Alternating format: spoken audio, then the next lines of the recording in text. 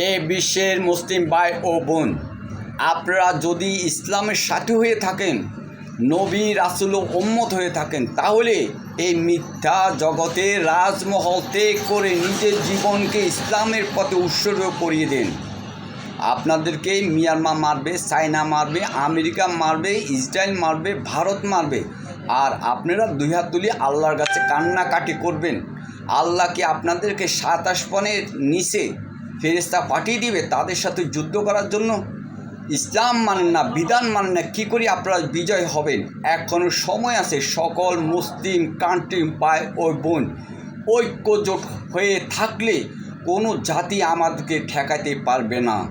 একটা কথা শুনে রাখুন, ইসলামের পথে যদি আপনার আমার জীবনকে উৎসর্গ করিয়ে দিয়ে যেতে পারে, তাহলে আমাদের জন্য পরকালে স্বর্গ পাওয়া খুব সহজ হবে।